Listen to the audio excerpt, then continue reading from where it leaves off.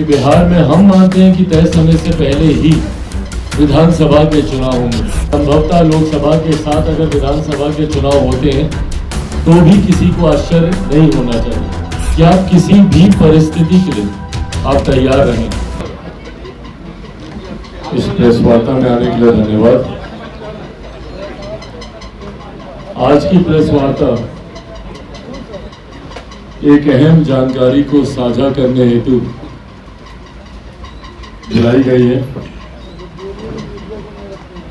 आप सब जानते हैं कि देश में, बिहार में चुनाव को लेकर नई हलचलें शुरू हुई हैं। लोक जनशक्ति पार्टी रामविलास का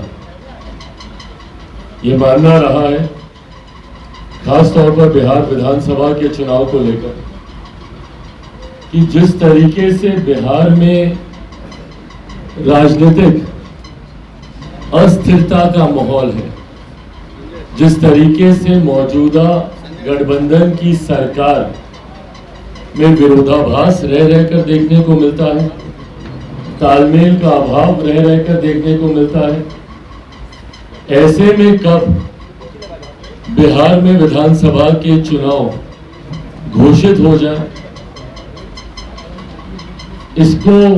इसका अंदाजा लगाना संभव नहीं है। ऐसे में जरूरी है एक राजनीतिक दल होने के नाते कि आप किसी भी परिस्थिति के लिए आप तैयार रहें। और हमने खुद इस बात को हर बार कहा है कि बिहार में हम मानते हैं कि तय समय से पहले ही विधानसभा के चुनाव होंगे।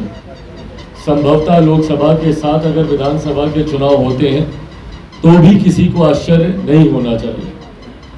पिछले 2 साल लोक जनशक्ति पार्टी रामविलास ने तमाम विपरीत परिस्थितियों से जूझते हुए निरंतरता में हम लोगों ने संगठन को मजबूत करने का और अपने जनाधार का विस्तार करने का पार्टी ने कार्य किया।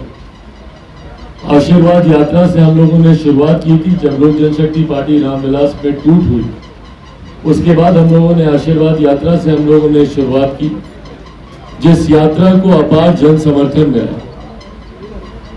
5 जुलाई 2021 मेरे नेता, मेरे पिता आदरणीय रामविलास पासवान जी के जयंती दिवस पर, उनके जन्मदिन के दिन हम लोगों ने इस आशीर्वाद यात्रा की हम लोगों ने शुरुआत की थी।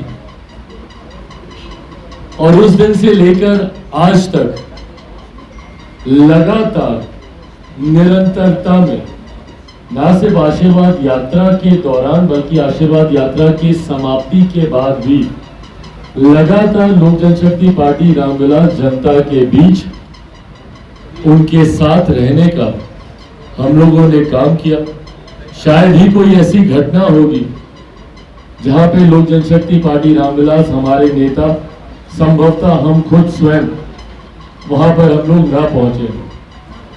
और ये प्रयास पार्टी का रहा कि हर दुख की घड़ी में कम से कम उस पीड़ित परिवार के पास लोक जनशक्ति पार्टी रामविलास पहुंचे, जिसके पास आज की तारीख में कम से कम कोई नहीं है। बिहार सरकार को जो भूमिका निभानी चाहिए थी, सत्ता के अहंकार में ये सरकार इतनी ज्यादा चूर है कि पीड़ित परिवारों से मिलना तो दूर की बात है, उनको कोसने तक से हमारे मुख्यमंत्री नीतीश कुमार जी बाज नहीं आते।